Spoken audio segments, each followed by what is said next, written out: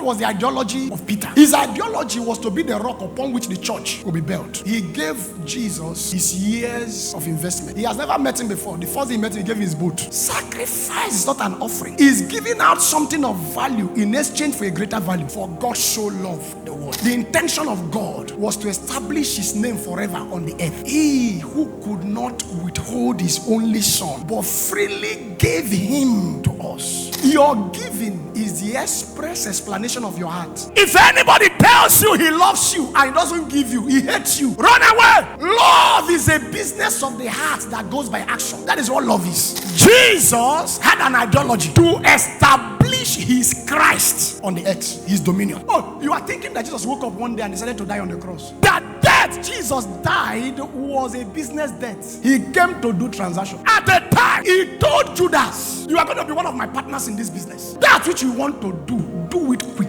For this reason, God has highly exalted him and gave him a name that is above every other name. There must be a reason for an ideology to be established. And why was he able to do that? His soul was tested. He was obedient to death, not just ordinary death, even to the death of the cross. Therefore, let this kind mind of sacrifice be in you that was in him. Jesus became Christ because his soul was tested. You are still arguing with giving tithe because there is no life in your heart. How can a man be giving 10%? Bros, Pastor Julius left 10% 15 years ago as an undergraduate. I don't give 10%. My God is too big to come on the table to be negotiating 10% after successful supply. No, now we left that realm.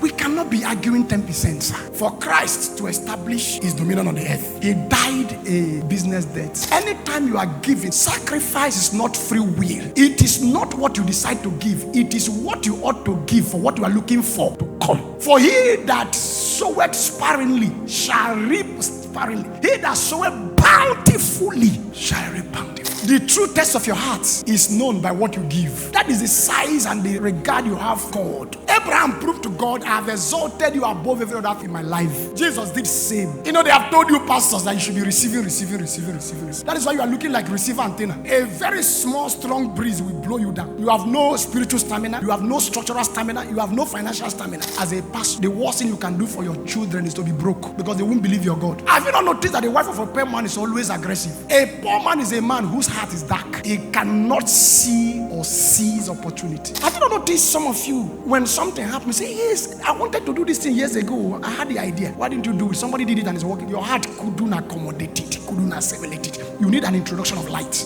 in your heart. God has so helped my soul that my soul is so enlightened that with or without your offering, God is doing his thing here. He's doing his thing here. Are you hearing what I'm saying? We have given our soul to him. We have been tried and be tested. We are the brand plucked out of fire. We are not given to God because we want the praise of men. We are given to God because our heart is with him. That the idolatry of Abraham was to establish a God on the earth. He was able to do it because his soul was tested. Sometimes you'll be asking God for 100 million and you have 1 million in your account. He said, bring it. The 100 hadn't come. And the one you gathered is a bring. He's testing your soul to know if it will have capacity and stamina to house the 100 million. I will make you father of nations, and the only son I say, give it to me. How is it possible? Where will the nations come from? His ways are not our ways. He chooses the foolish things of the world to confound the wise. Are you blessed? Are you sure? Yes, sir. Please, will you put light into your soul? Are you sure? Put light. David, a man after my heart. Then he has anointed him with the oil of gladness above his fellows.